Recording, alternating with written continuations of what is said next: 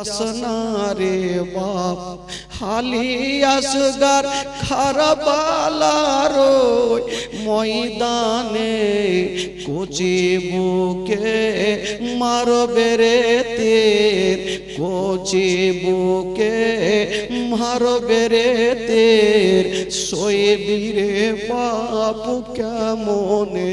ওই মাসের বালক আলী আসগার মার কোলে যেন ছটপট ছটপট করে কাঁদছেন, মুখে কথা বলতে পারে না।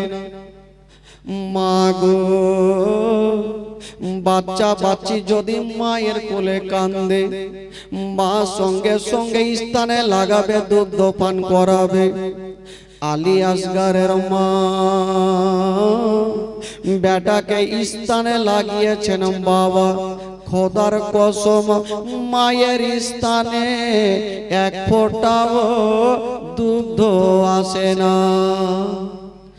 হায়রে আলী আসগারের মা বেটাকে কোলে নিয়া যেন বাবা চর চর করে কাঁদতে লেগেছেন। বাবা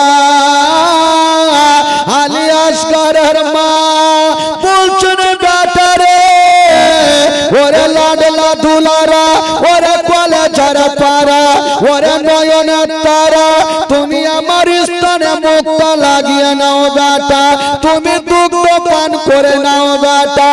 আলী আসগার 6 মাসের বালক, মুখে কথা বলতে পারে না, মায়ের স্থানে মুখটা লাগাচ্ছে না। খোদার কসম বন্ধুরা, মায়ের স্থানে এক ফোঁটা দুগ্ধ আসে না। আলী আসগার বারবার করে মুখটা দিচ্ছে না, আর বারবার করে মুখটাকে টেনে নিচ্ছেন, বারবার করে মুখটা দিচ্ছেন আর টেনে নিচ্ছেন। বাবা মাইকম্যান ভাই একটু আওয়াজ দাও, বক্স আওয়াজ দাও ভাই। আলী আসগার বারবার করে মুখটা টানছে। মা চিন্তা করছেন, আল্লাহ আমার বেটা বারবার করে মুখটাকে টেনে নিচ্ছে, হয়তো আমার স্থানে এক ফোঁটাও দুগ্ধ নাই, 3 দিন থেকে পানি বন্ধ। বলুন বাবা কেমন করে থাকবে? আলী আসগারের মা ভাবছেন, আল্লাহ গো, আমি মা আমার সন্তানকে কি বাঁচাতে পারবো না? হায়রে আলী আসগারের মা বেটাকে বুকে নিয়ে কাঁদছেন, আল্লাহ আমি মা হইয়া আমার সন্তানকে কি বাঁচাতে পারবো না?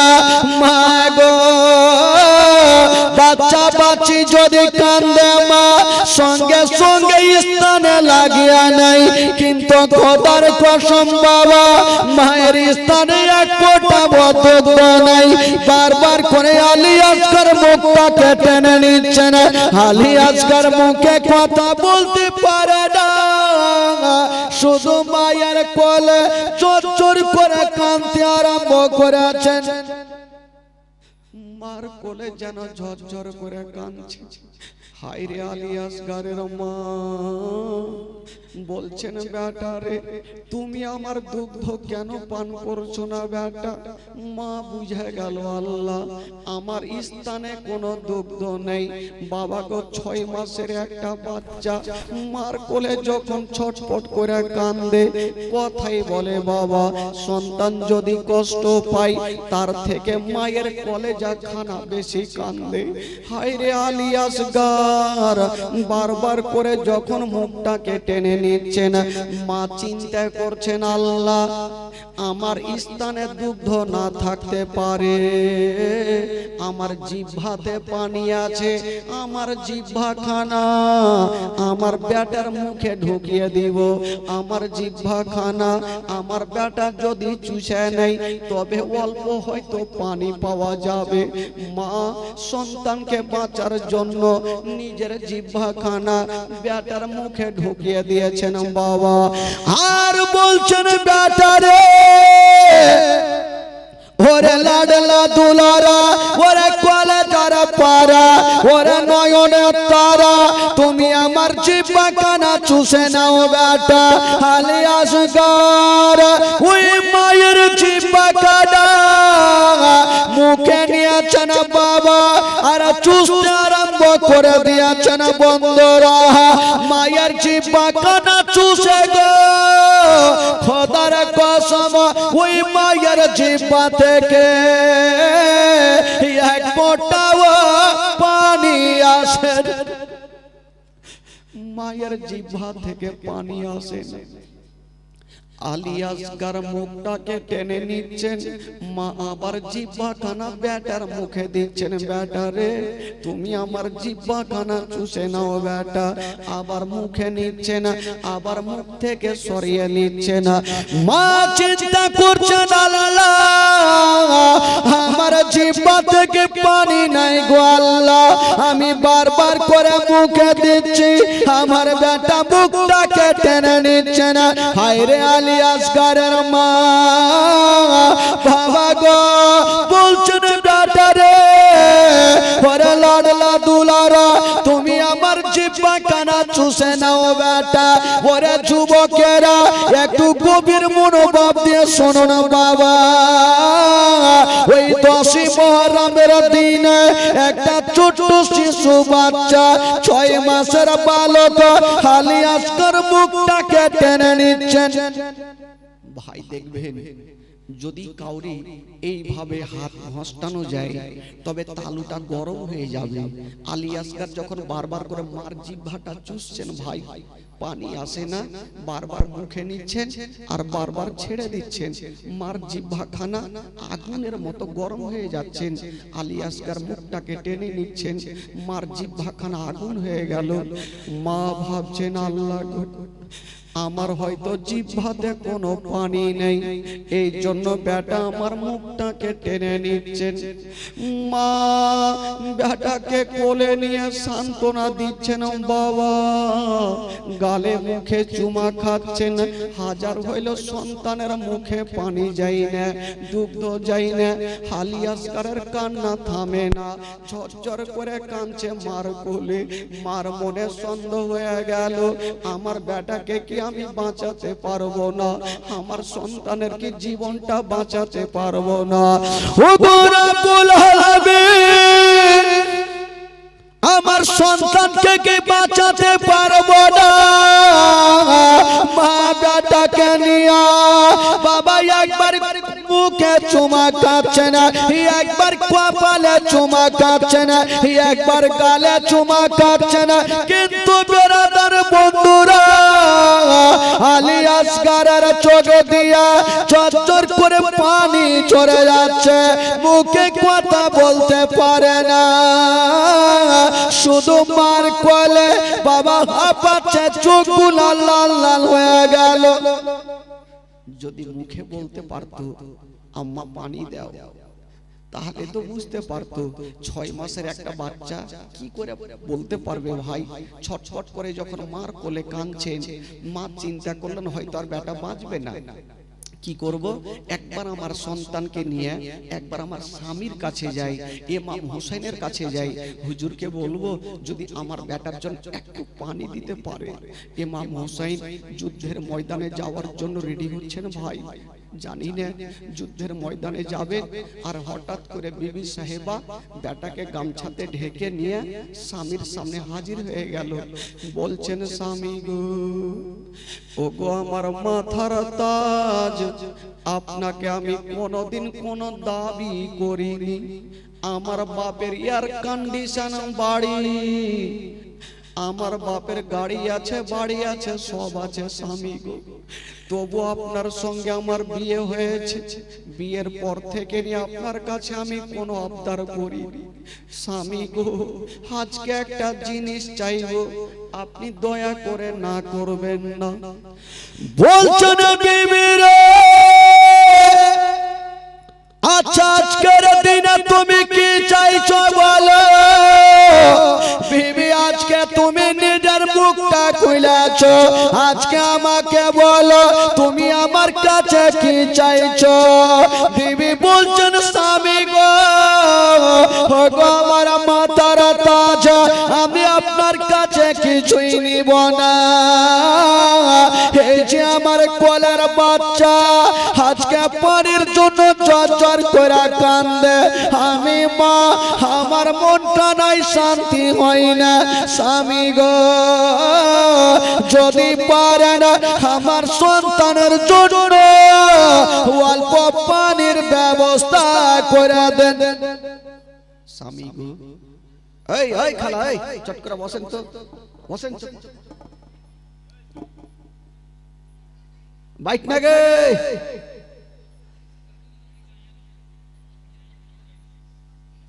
চেঁচু করে হ্যাঁ খালি। ঠান্ডা মাথায় একটু জীবনীটা বলবো তো না, আশাও শেষ। গেটটাতে তালা মেরে দেন, তার রাস্তা দিয়ে না কাউকে মেরে দেন তালা। চুপচাপ বসে একটু দুঃখের বয়ান শুনেন মা। কাজে এই জীবনী সব দিন শোনা যাবে না, নিশ্চয় ছাড়বেন ঢুকবে তার কোনো গ্যারেন্টি নেই। এখানে জীবনী শুনে বাড়ি যেতে পারবেন তার কোনো গ্যারেন্টি নেই। আছে ভাই, কোনো গ্যারেন্টি আছে? আপনি এখানে জীবনী শুনছেন বাড়ি পৌঁছাতে পারবে তার কোনো গ্যারেন্টি আছে? সুযোগ আছে ভাই, একটু মন দিয়ে শুনে নিন। কাজে খোদার কসম, আপনারা তো শুনছেন ঘটনা, আমি প্রায় 15 বছর থেকে ঘটনা বলি। এই ঘটনাগুলো যখন একটু বইয়ে পড়ি তো নিজের চোখের পানি ধরে রাখতে পারি না। কারণ জানেন, ইমাম হোসেন 10 মুহররমের দিনে বেটার লাশকে নিয়ে, ভাতিজার লাশকে নিয়ে কারবালাতে দাফন করেছেন। ভাই, কত সবুরের পাহাড় হয়ে আছে। বিবি সাহেবা বলছেন, স্বামী গো, আমি আপনার কাছে চাইবো না। স্বামী গো, যে আমার একটা বাচ্চা একটু ছটফট করে কাঁদছে, একটু পানি দিবেন না হুজুর? একটু পানি দেন, আমার আলী আসকারের জীবনটা বাঁচবে। বলুন তো ভাই, সেদিন কতটা দুঃখ করে বিবি সাহেবা স্বামীর হাত ধরে চাইছে। কোন সন্তানকে মা কষ্ট দিতে পারবে না। ইমাম হোসাইনের সামনে গামছাখানা ব্যাটার টেনে নিয়ে রেখেছেন বাপের সামনে। ইমাম হোসেন ব্যাটার চেহারা দেখছেন, ব্যাটার চোখগুলো লাল লাল হয়ে গেছে, মুখে কথা বলতে পারে না, শুধু কাটা মুরগির মতো লাফাচ্ছে একটু পানির জন্য। ভাই, ইমাম হোসেন বলছেন, বিবির আজকে তুমি পানি চেয়েছো, তবে বিবি তুমি কি জানো না, ওই ইয়াজিদের সৈন্যরা পানি বন্ধ করে দিয়েছে, পানি তারা দিবে না। বিবি সাহেবা বলছেন, স্বামী গো, জানি না আমার ছেলের চেহারা দেখলে পাথরের দিল পর্যন্ত গলে যাবে, আমার ছেলের চেহারা দেখলে বাঘের দিল পর্যন্ত গলে যাবে। স্বামী গো, একটু পানির ব্যবস্থা করে, আমি মা সহ্য করতে পারি না। কত কথা বলবো ভাই। কিতাবে লিখছেন, 7 বছরের সাকিনা কাঁদতে কাঁদতে বাপের হাত ধরেছেন, আব্বা আব্বা গো, আমাকে এত পিপাসিত লেগেছে আব্বা, আব্বা আমি তো আপনার কাছে পানি চাইবো না, আমার ভাইয়ের জন্য একটু পানির ব্যবস্থা করে দেন। আর কত কথা বলবো। 22 বছরের জয়নাল আবেদিন এত জ্বর জ্বালা হয়ে আছে, কাঁপতে কাঁপতে সে বলছেন, আব্বা আমাকে যদি একটু পানি পেতাম, আমার কপালে কাপড় ভিজিয়ে লাগালে আমার জ্বরটা আরাম হয়ে যেত।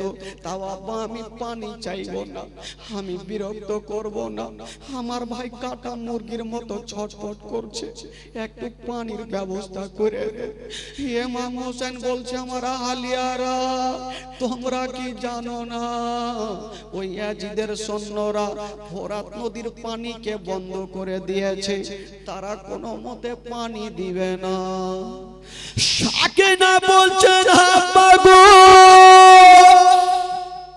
আব্বা আমি জানি পানি দিবে না,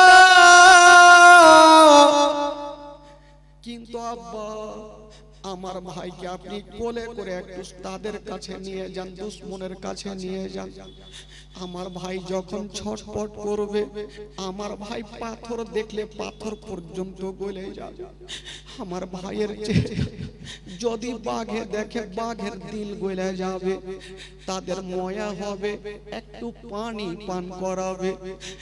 ইমাম হোসেন সাকিনাকে বুকে ধরে বলছেন, বেটি তারা কোনো মতে পানি দিবে না, আব্বা গো একটু নিয়ে যান আব্বা, 7 বছরের একটা বেটি, বলুন কতটা বুদ্ধি হবে।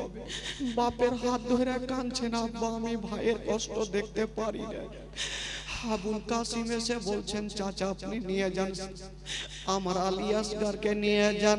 ইমাম হোসেন বলছেন, বেটা রে যখন তোমরা সবাই বলছো তবে আমি আমার বেটাকে নিয়ে যাচ্ছি, হয়তো তারা পানি দিবে না। বাবা গো, ওই আলী আসগরের হুলকুমে তীর মারবে। ইমাম হোসেন বলছেন, ওরে আমার আহলিয়ারা, যখন আমি যাব বেটাকে নিয়ে, তবে বিবি একটু ঘরের মধ্যে যাও আর একটা কলসি নিয়ে চলে আসো, যে কলসিতে 7.5 কেজি ওজন পানি আটে, ওই কলসিটা আমি নিয়ে যাব আর কলসিতে পানি ভর্তি করে নিয়ে আসিব। ইমাম হোসেন বাবা বিবি ঘরে গেল আর কলসিটা নিয়ে ইমাম হোসেনকে দিল। এক ঘাড়ে কলসিটা নিয়েছেন আর এক ঘাড়ে বেটা আলী আসগরকে নিয়ে ইমাম হোসেন বাবা যাওয়ার জন্য রেডি হয়ে গেল। যেমন রেডি বলছেন, মাগো শুনেন মাগো, ফলে যা খানা পেড়ে যাবে মা, মা বেটাকে বিদায় দিচ্ছেন বাবা, শুধু একদিনের জন্য দিচ্ছেন না মা, সারা জীবনের মতো বেটাকে বিদায় দিচ্ছেন। সাকিনা বলছেন, আব্বা গো আমার ভাইকে নিয়ে যান, একটু পানি পান করিয়ে আনেন। ইমাম হোসেন বলছেন, আমার আহলিয়ারা ঠিক আছে। ইমাম হোসেন দুলদুলে চেপে গেল। বাবা গো এক ঘাড়ে আলী আসগরকে রেখেছেন আর এক ঘাড়ে চামড়ার কলসিটা রেখেছেন। দুলদুলের লাগামটা টান দিল, দুলদুল বাবা চলতে লাগলো। আলী আসগরের মা পিছন থেকে বেটার চেহারা দেখছে, কিন্তু মার মনে একটা সন্দেহ হয়ে গেল, মার মনে সন্দেহ হয়ে গেল। মার জবান থেকে একটা কথা বেরিয়ে গেল, যাস না রে বাপ, আলী আসগর কারবালার ময়দানে কোচি বুকে মারবে রে তের, কোচি বুকে মারবে রে তের, সইবি রে বাপ কেমনে। মা বলতে থাকলো আর ইমাম হোসেন বেটাকে নিয়ে চলতে থাকলো। যেমন যুদ্ধের ময়দানে যাওয়া, ওইদিকে আজেদের সৈন্যরা বাবা গো ইবনে সাদ বলতে লাগলো, কে আছো গো? ইমাম হোসেনকে পানি দিব না, ইমাম হোসেনকে পানি দিব না। ইমাম হোসেন বলল, দাঁড়া ভাই, একটু তোমরা দাঁড়িয়ে যাও, দেখো আমার কাছে কোনো তরবারি নেই, আমার কাছে কোনো ফারসা নেই, আমার কাছে কোনো বল্লম নেই। দেখো ভাই, আমি তোমাদের দোষ করেছি, এই বাচ্চাটা তো তোমার দোষ করেনি, এই 6 মাসের বালক তো তোমার দোষ করেনি। ভাই একটু পানি দাও না, দেখো আমার বেটার চেহারা খানা দেখো। বাবা গো ইমাম হোসেনকে বলল, না আলী আসগরকে আমরা পানি দিব না। বলছে, ভাই একটু চিন্তা ভাবনা করো, আমার বেটা কত পানির জন্য কাঁদছে, একটু দাও, একটু বেটাকে দেখো আমার। তারা বলছেন, না আপনি যতই বলুন আমরা পানি দিব না। ইমাম হোসেনের জালালি চলে আসলো, তোরা পানি দিবি না? এত করে বললাম পানি দিবি না? ইমাম হোসেনের একটা জালালি চলে আসলো। ইমাম হোসেন বলছেন, ওরে আজিদের সৈন্যরা,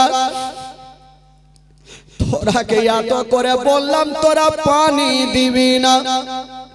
ইমাম হোসেন বলছেন, বেটা আলী আসগর রে, আমার ঘাড়খানা বেটা মজবুত করে ধরে নাও।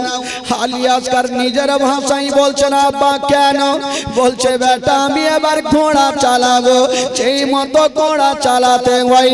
ইমাম হোসেন বাবা গো ওই দুলদুলকে বলছে, দুলদুল রে আর দেরি করিস না, তাড়াতাড়ি করে আমাকে ফোরাত নদীতে পৌঁছা দাও।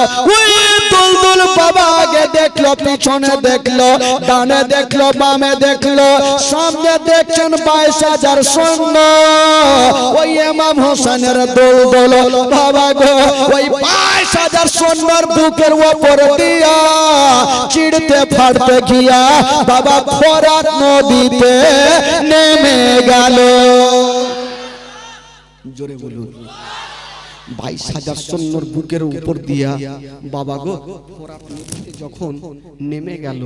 কিন্তু বেরাদার জানেন ইমাম হোসাইন বেটার দিকে আর দেখছেন না। বাবা গো কার দিকে দেখছেন জানেন? ইমাম হোসেন শুধু ওই দুলদুলের ঘোড়ার দিকে দেখছেন। দুলদুল এত জোরে এসেছেন ভাই, দুলদুলের সমস্ত চেহারা দিয়ে ঘাম বের হচ্ছে। ইমাম হোসেন বলছেন ওরে দুলদুল রে, এই পানি আমার জন্য মানা, আমার ছেলের জন্য মানা, তোর জন্য মানা নেই। আমি তোর লাগামটা ছেড়ে দিলাম, তুই আসুধা করে পানি পান করে নে। বাবা গো লক্ষ্য করে একে বলে জীবনী, এবার লাগামটা ছেড়েছেন। ওই দুলদুল নিজের মুখটাকে বাবা ঠান্ডা পানিতে লাগিয়েছে। পানি টান মারতে যাবে, খোদার কসম এক চুল্লু পানি টান মারেনি। কানটা খাড়া করে দিয়া বাপ বেটার কথা শুনছে। আলী আসগার নিজের ভাষাতে বলছেন আব্বা গো এবার আমাকে পানি পান করিয়ে দাও আব্বা। ইমাম হোসেন বলছেন বেটা আচ্ছা একটা কথা বলো, যখন তুমি সর্বপ্রথম পিপাসিত হয়েছিলে কার কাছে পানি চেয়েছিলে? বলছেন আব্বা গো আগে মার কাছে চেয়েছিলাম। বলছেন বেটা রে 5টা মিনিট সহ্য করে নাও বেটা, আমি এই যে চামড়ার কলসিতে পানি নিয়ে যাব, তোমার মাকে দেব, তোমার মায়ের কোলে চেপে তুমি আসুধা করে পানি পান করিও। আলী আসগার ভাবছেন আল্লাহ এত দূর এসে গেলাম, যখন আমার হুলকুমে পানি গেল না, বুঝি দুনিয়ার পানি আর আমার কপালে জুড়বে না। ইমাম হোসাইন ওই চামড়ার কলসিতে পানি ভর্তি করেছেন বাবা, আর এক ঘাড়ে বেটা আলী আসগারকে নিয়া, এক ঘাড়ে ওই চামড়ার কলসিকে নিয়া বাবা দুলদুলকে বলছে দুলদুল রে এবার দেরি করো না, আমাদের বাপ বেটাকে তুমি পৌঁছে দাও খিমাতে, আমাদেরকে নিয়ে চলো। ওই চোপায়া জানোয়ার একটা দুলদুল বলছেন ওগো মা ফাতেমার বেটা হোসাইন আপনি যতক্ষণ পর্যন্ত আমাকে ক্ষমা করবেন না আপনাদের বাপ বেটাকে আমি খিমাতে পৌঁছাতে পারবো না। ইমাম হোসেন বলছে দুলদুল রে তুই কোন অন্যায় করেছিস, কেন আমার কাছে ক্ষমা চাইছিস? ওই দুলদুল কাঁদতে কাঁদতে বলছে হুজুর আপনাদের কি বলে যাকে পানি পান করার জন্য আলী আসগারের জন্য আমি 22,000 সৈন্যর বুকের ওপর দিয়ে চলে আসলাম, তার হুলকুমে পানি গেল না। হুজুর আমি একটা দুলদুল হয়ে আমার মুখটাকে আমি ঠান্ডা পানিতে চুবড়ে দিয়েছি, যাকে যার হুলকুমে পানি গেল না হুজুর আমি মুখটা চুবড়ে দিয়েছি, তবে খোদার কসম হুজুর আমি এক চুল্লু পানি পান করিনি, হুজুর আপনি আমাকে ক্ষমা করে দেন। ইমাম হোসেন ভাবছেন আল্লাহ একটা দুলদুলের দিলে এত দয়া এত ময়া, কিন্তু ইয়াজিদের সৈন্যদের দিলে ময়া নাই দয়া নাই।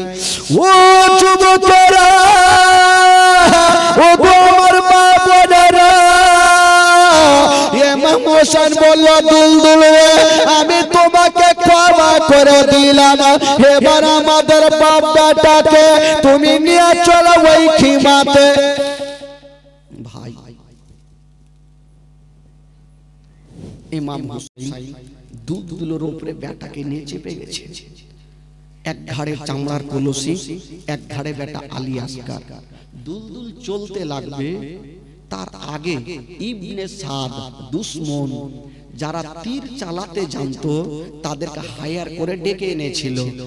ইবনে সাদ বলল ওরে তীর আন্দাজ একখানা তুমি তীর চালাও। বলল কাকে মারবো? বলছে ওরে তীর আন্দাজ এত জোরে তীর চালাও ওই তীরখানা ইমাম হোসেনকে না লাগে, ঘোড়াকে না লাগে, আলী আসগারকে না লাগে, ওই তীরখানা গিয়া যেন ওই চামড়ার কলসিতে লেগে যায়। তীর আন্দাজ বলছেন, ওগো ইবনে সাদ, আপনার কি মাথা ব্রেন ঠিক আছে? বলে কেন? ঘোড়া দোষ করেছে তাকে মারতে বলেন, ইমাম হোসেন দোষ করেছে তাকে মারতে বলেন, চামড়ার কলসিতে কেন মারব? কি দরকার? ওই ইবনে সাদ বলল, এই জন্য চামড়ার কলসিতে মারো।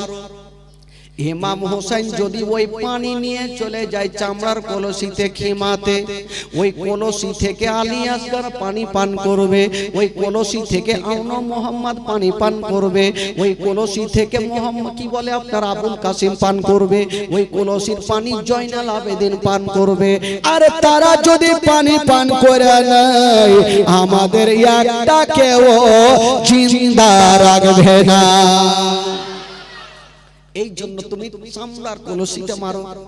হায়ার করে নিয়ে এসেছেন, যেটা বলবে সেটা করতেই হবে। ওই তীরন্দাজ বাবা একটা তীরের নিশানা করেছেন বন্ধুরা, যেমন নিশানা করেছেন মা, গতি বেগে চালিয়ে দিয়েছেন তীরখানা। ওই তীরখানা গিয়া লাগবি তো লাগ, ইমাম হোসেনকে লাগলো না, ঘোড়াকে লাগলো না, আলী আসগারকে লাগলো না। ওই তীরখানা গিয়া ওই সোজা ওই চামড়ার কলসিতে লেগে গেল। যেমন কলসিতে লেগে যাওয়া, একটা মুখ বাঁধা ছিল, নিচে দিকে লেগেছে, আর একটা মুখ চালু হয়ে গেল। একটা মুখ ছিল, কলসের দুটা মুখ। ফোরাত নদীর পানি টস টস করে আবার ফোরাত নদীতে পড়ছে। ভাই আলী আসগার বাপের কোল থেকে পানি দেখছেন আর বলছেন আব্বা, নিজের ভাষাতে বলছেন আব্বা, আমি যে মার কোলে চেপে পানি পান করতাম আব্বা, সমস্ত পানি তো পড়ে গেল আব্বা, এখন আমি কি পান করব? আমার মার কোলে চেপে কি পান করব? ইমাম হোসেন বলছেন, বেটা চিন্তা করো না, আমি এখনই চুল্লুতে পানি তুলে তোমার মুখে দিব, বেটা পানি পান করো। আলী আসগারের হাইরে মনের ধারণা, আমার বাপের হাতে আমি পানি পান করব। হাইরে আলী আসগার বাপের কার থেকে যেন পানি দেখছে না বাবা, যেমনই পানি দেখছেন মা। বাবা ইমাম হোসেন চুল্লুতে পানি নিয়েছে, এখন পর্যন্ত বেটার মুখে দেয়নি। বাবা ওই দিকে ইবনে সাদ বলল, ওরে তীরন্দাজ, তুমি একখানা তীরকে চালিয়ে দাও।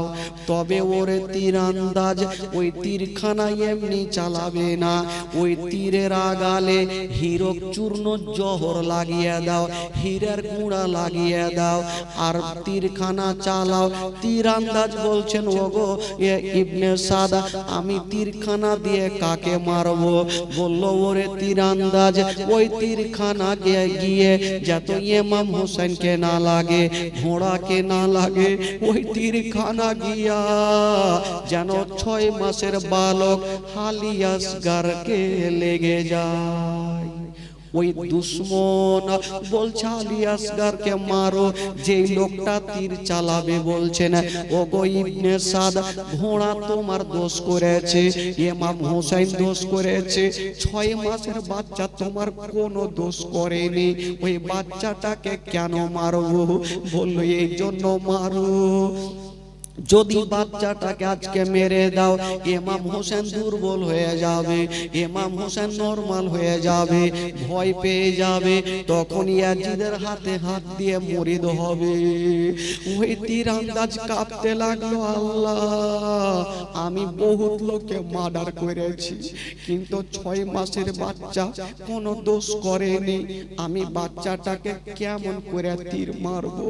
তীরন্দাজ কাঁপছে, কিন্তু ইবনে সাদ বলল, ওরে তীরন্দাজ, তোমাকে কাঁপতে হবে না, হায়ার করে ডেকেছি, তোমাকে মারতেই হবে। বাবা ওই তীরন্দাজের নিশানা, ওই তীরন্দাজের নিশানা কোনো মতে মিস্টেক হইতো না। যাকে তীর মারতো বাবা তীরখানা লেগে যেত, তীরখানা মিস্টেক হইতো না। ওই তীরন্দাজ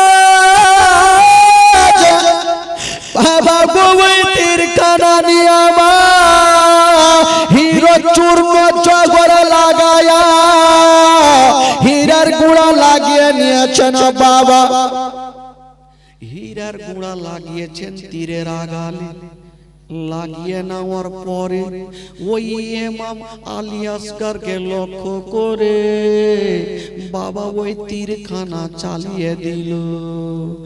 এত জোরে তীরখানা চালালো, ওই তীরখানা গিয়া ইমাম হোসেনকে লাগলো না, ঘোড়াকে লাগলো না, আলী আসগরের হাতে লাগলো না, আলী আসগরের পায়ে লাগলো না, আলী আসগরের মাথায় লাগলো না।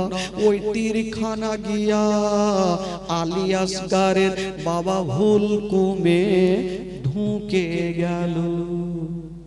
যেমনই হুলকুমে ঢুকে গেছে মা, একটা ফোঁটা রক্ত বেরিয়ে গেল। ইমাম হোসেনের চুল্লুতে পানি ছিল, ওই পানির মধ্যে রক্ত পড়ে গেল। ইমাম হোসেন বলছেন, আল্লাহ গো, এই রক্ত কোথায় থেকে আসিল? তবে পানিখানা বাবা চালিয়ে দিয়েছে ওপরে। ইমাম হোসেন বলছেন, আল্লাহ, আমার বেটা এতক্ষণ কাঁদছিল, বেটা কেন আমার নড়ে না, বেটা কেন কথা বলে না? ইমাম হোসেন ঘাড় থেকে বেটাকে নিয়েছে। খোদার কসম বাবা যেমনই হুলকুমে তীরখানা লেগেছে, বাবা গো তীরখানা সামনে লেগে পিছন পর্যন্ত ফুটে গেছে। ইমাম হোসেন বেটাকে ঘাড় থেকে নামিয়ে যেমনই সামনে রেখেছেন বাবা, বাবা গো বেটা আছে, কিন্তু বেটার রূহ উড়ে গেছে। যেমনই তীরখানা লেগেছে একবার মা বলে ডেকেছে, আর মুখে কথা বলতে পারেনি। একটা নিষ্পাপ বাচ্চা, 3 মাস 6 মাসের বাচ্চা আলী আসগর বাবা গো দুনিয়া থেকে বিদায় নিল। ইমাম হোসেন বেটাকে সামনে রেখে দেখছেন, আমার বেটা কেন নড়ে না? সামনে রেখে দেখছেন বাবা বেটা আছে গো, কিন্তু হুলকুম দিয়ে গল গল করে রক্ত পড়ছে। ইমাম হোসেন তীরখানা টান দিয়েছে বাবা, যেমনই তীরখানা টান দিয়েছে মনে হচ্ছে রক্ত মাংস নিয়ে বেরিয়ে গেল। তীর ঢুকতে সোজা, কিন্তু তীরের আগালে কুড়া থাকে, সহজে বেরিয়ে আসে না। তীরখানা টেনেছে, রক্ত মাংস নিয়ে বেরিয়ে গেল। আর গলা দিয়ে হুলকুম দিয়ে জর্জর করে রক্ত। ইমাম হোসেনের সমস্ত জামা সাদা লাল লাল হয়ে গেল। ইমাম হোসেন তবুও চোখের পানি ফেলে না। ইমাম হোসেন সবুরের পাহাড় হয়ে আছে ভাই। কোন ইমাম হোসেন? যে ইমাম হোসেন হচ্ছে সমস্ত জান্নাতি নওজওয়ানদের সরদার। ওই ইমাম হোসেন বাবা গো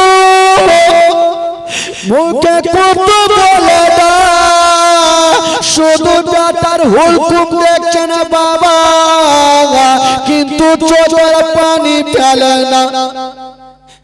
ইমাম হোসেন যখন তীরখানা বার করলো, বেটার এই অবস্থা দেখে ইমাম হোসেন চোখের পানি ফেললেন না। কেন কাঁদছেন না?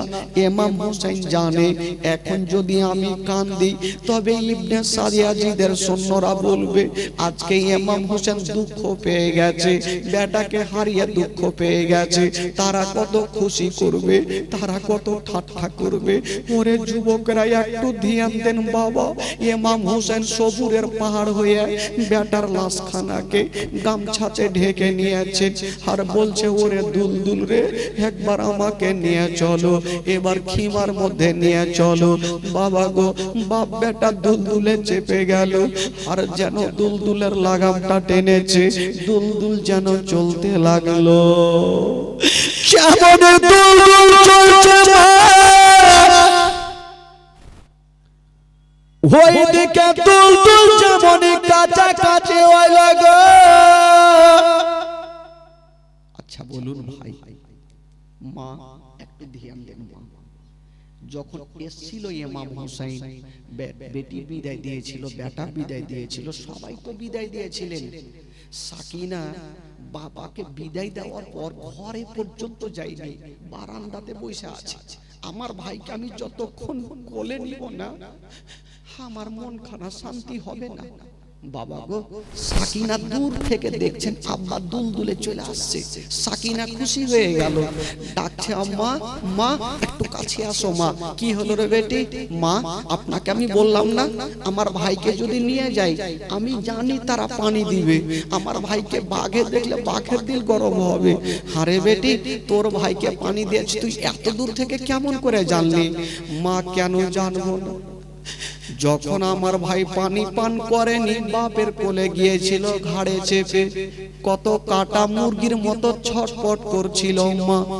এখন পানি পান করেছে মা, পানি পান করে হয়তো মনটা শান্তি হয়ে গেছে, বাপের কোলে ঘুমিয়ে আছে। দেখো মা, তাকিয়ে দেখো। ইমাম হুসাইনের বিবি বলছেন বেটি রে একটু আসতে দাও মা, একটু খুশি হইও না রে মা, আগে আমি বেটাকে কোলে নিব। জয়নাল আবেদিন বলছেন মা গো, আগে আমার ভাইকে আমি কোলে নিব। সাকিনা বলছে আমি কাউকে দিব না, আমি কাউকে দিব না, আমার ভাইকে আমি কোলে নিব। একটা 7 বছরের বেটি বলছে আমি ভাইকে কোলে নিব, আমার ভাইকে আমি কোলে নিয়ে গালে মুখে চুমা দিব। সবাই বাবা রেডি হয়ে গেছে, ইমাম হোসেন চলে আসছেন, কাছাকাছি হইল। যেমনই দুলদুল থেকে ইমাম হোসেন নেমে গেল, বলছেন বিবি রে, বিবি রে একবার তুমি কাছে আসো, একবার তোমার লাডলা দুলারাকে নিয়ে নাও। বলছে স্বামী গো, আমি জানি আমার বেটাকে বাঘে দেখলে বাঘের দিল পর্যন্ত গলে যাবে। সাকিনা বলছেন আব্বা গো, আব্বা আমি জানি আমার ভাইকে তারা পানি দিবে। ইমাম হোসেন বলছেন বেটি রে, তোমার ভাই এমনই পানি পান করেছে রে মা, আর কোনদিন তোমাদের কাছে পানি চাইবে না। আব্বা গো আমাকে কোলে দেন আব্বা। ওইদিকে মা বলছেন স্বামী গো, একবার বেটাকে আমার কোলে দেন। ইমাম হোসেন যেমনই দুলদুল থেকে নামলো, ইমাম হোসেনের সমস্ত শরীরে বাবা সমস্ত জামা লাল লাল হয়ে আছে। বিবি বলছেন স্বামী গো, ও গো আমার মাতারা আপনার গায়ে কেন রক্ত দেখা যায়? বলছেন বিবি রে একবার কাছে আসো, একবার বেটাকে তুমি নিয়ে নাও। বিবি ভাবছেন আল্লাহ হয়তো আমার স্বামী যুদ্ধ করেছে, মারপিট করেছে, তার জন্য রক্ত, জানে না এটা হলো বেটার রক্ত। স্বামী গো একটু দেন, কোলে দেন, আমার কোলে দেন, আমি মা বেটাকে আদর যত্ন করব, গালে মুখে চুমা খাবো। যেমন ইমাম হোসেন বিবির কোলে দিতে গেছে, বাবা গো ওই চেহারা থেকে গামছা খানা উড়ে গেল, আর মায়ের নজর খানা বেটার হুলকুমে পড়ে গেল। যেমনই হুলকুমে পড়েছে মা, বাবা গো বলুন, কোন মা যদি বেটার অবস্থা দেখে, কোন মা দিলকে থামতে পারবে না। আলী আসগরের মা একদিকে পড়ে গেছে, সাকিনা একদিকে কান্দে, খিমার মধ্যে মনে হচ্ছে হাহাকার মেতে গেল, সবাই দুগরে দুগরে কাঁদতে লাগলো। সাকিনা কান্দে, একদিকে শহর বানু কান্দে, একদিকে একদিকে জাইনাব কান্দে, একদিকে উম্মে কুলসুম কান্দে, একদিকে হাসান বানু কান্দে, একদিকে জায়েদা কান্দে। বাবা গো, একদিকে আলী আকবর কান্দে। বাবা, কাকে ইমাম হোসেন সান্ত্বনা দেবে? ইমাম হোসেন ভাবছেন, আল্লাহ আমার বেটা কান্দে, বেটি কান্দে, ভাতিজা কান্দে, কিন্তু যেই মা 9-10 মাস 10 দিন ধরে গর্ভে রেখেছে, আলী আসগারের মাটা কেন কান্দে না? আলী আসগারের মাকে নড়াচ্ছে রে বাবা, মা আছে গো, কিন্তু মা দাঁতি লেগে গেছে, মা অজ্ঞান হয়ে গেছে। ইমাম হোসেন বলছেন, আল্লাহ আমি বেটাকে হারালাম, হয়তো আমি বিবিকেও হারিয়ে দিব। বাবা গো, সঙ্গে সঙ্গে আমার আল্লাহ বলছেন, হোসেন তুমি দেরি করো না, তোমার হাতখানা তোমার বিবির চেহারাতে বুলিয়ে দাও, আমি আল্লাহ দাঁতই খুলে দিব। ইমাম হোসেন বিবির চেহারাতে হাত বুলিয়েছে না, বাবা দাঁতই খসে গেল। শ্যামনে দাঁতে খুলেছে মা, হাই রে দেবী সাহেবা, বেটাকে পুত্রনে তোরে নিয়া, চানা টুকরে টুকরে কাঁদতে লাগলো। এই জন্য তো কবি লিখেছেন বাবা, ওই মামা হোসেন বেটাকে নিয়া গেল নদীর ধারে, এক তো পানি দাও না ভাই আলী আসগারে।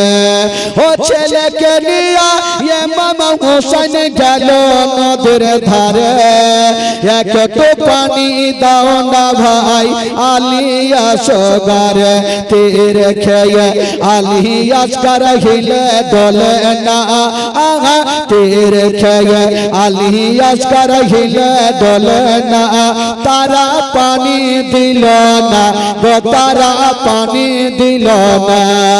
ইমাম হোসেনের হস্ত ধরে কান্দে সাকিনা, আবা ছেড়ে যেও না গো, আবা রেখে যেও না। ওই মামা হোসেন বেটাকে নিয়া খিমার মধ্যে গেল, আপন কোল হতে স্বামী বিবির কোলে দিল।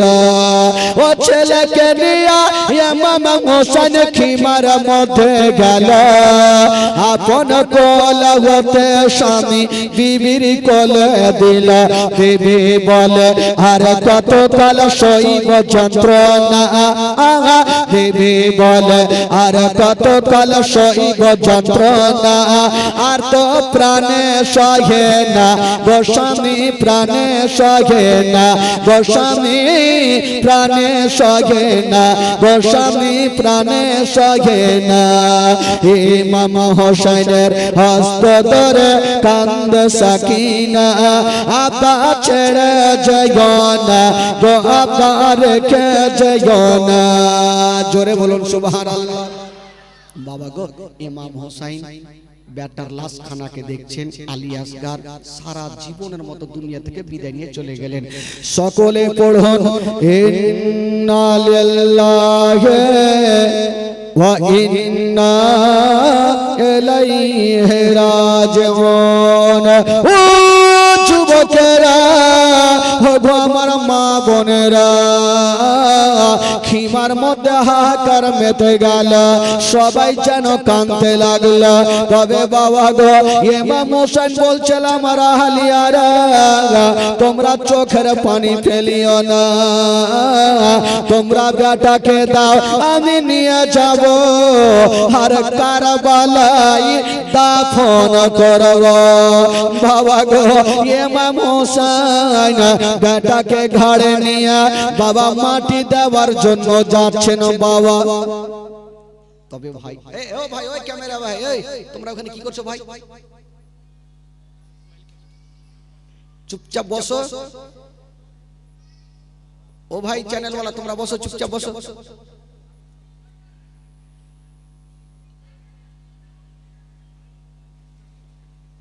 মানে জীবনে ক্যামেরা দেখেনি, ওরা দেখতে গেছে আর দু চারটা গল্প করছে। মোবাইল চুরি হয়ে গেল, কার চুরি হলো? এটে থেকে মোবাইল চুরি, কোন ইসরায়েল আসলে ঢেরে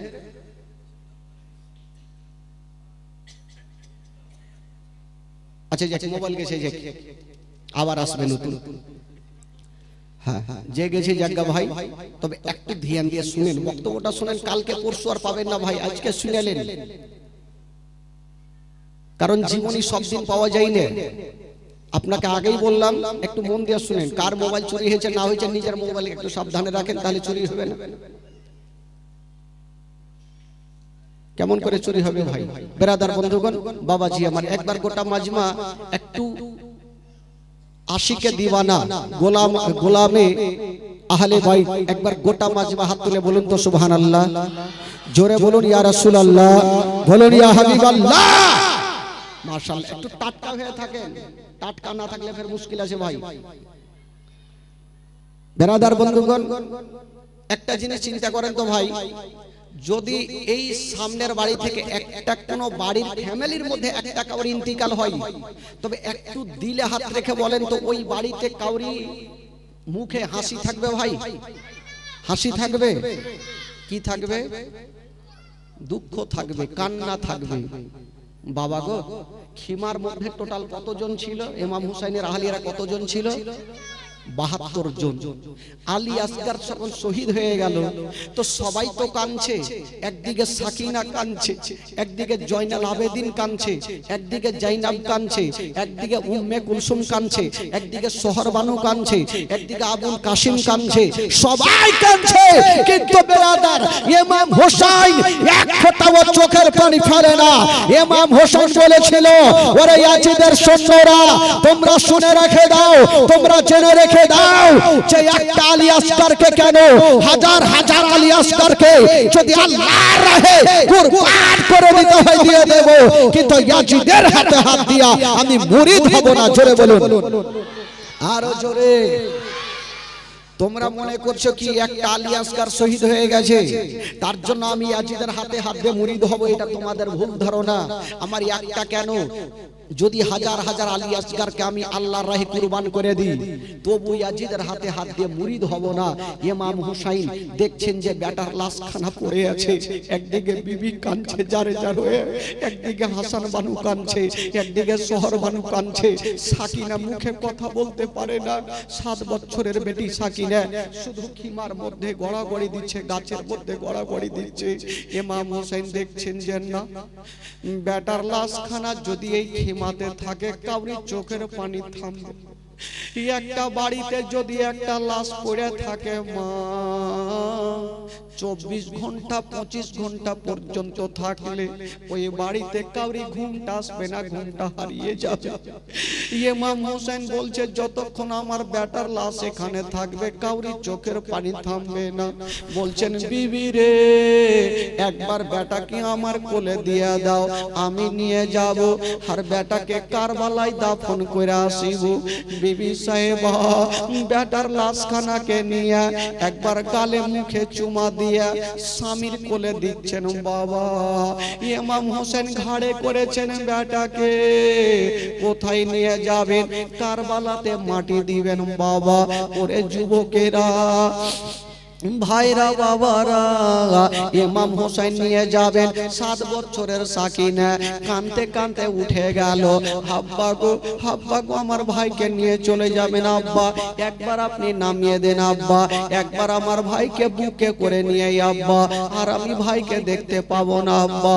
সাকিনার কান্না দেখে ইমাম হোসেন বেটা আলী আসগারকে নিয়ে বেটি সাকিনার কোলে দিয়েছে। সাকিনা কোলে নিয়েছেন ভাইকে। বাবা গো, গালে মুখে চুমা খাচ্ছে আর বলছে, ভাই রে, ভাই রে, তুমি তো দুনিয়ার পানি পেলে না ভাই, তোমার জন্য হাউজে কাউসারের পানি তোমার কপালে লেখা আছে ভাই। দুনিয়ার পানি তোমার কপালে জুটলো না। বাবা গো, ওই দুরাচারেরা এত কষ্ট দিয়েছিল, আহলে বাইতের ছেলেদের দুঃখ দিয়েছিল।